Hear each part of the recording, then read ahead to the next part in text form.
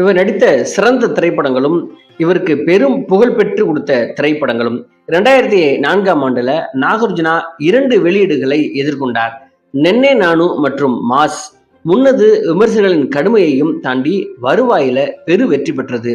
Mass Nagarjuna தானே தயாரித்து புதிய இயக்குனரும் முன்னணி நடன இயக்குனருமான லாரன்ஸால் இயக்கப்பட்ட படம். மிகப்பெரிய வெற்றியையும் பாக்ஸ் ஆபீஸ் கலெக்ஷனையும் பெற்று தந்த படம்.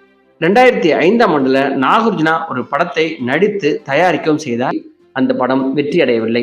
இது சராசரி வெற்றியையே பெற்றதாக விமர்சன ரீதியாக கலவையான பதில்களையே பெற்று தந்தது.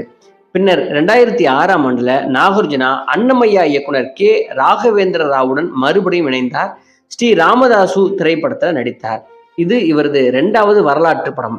18ஆம் நூற்றாண்டுல அதே பெயரினை கொண்ட தெலுங்கு துறவி பாடகரை அடிப்படையாக கொண்ட படம். நாகார்ஜுனா நந்தி விருதினை சிறந்த நடிகர்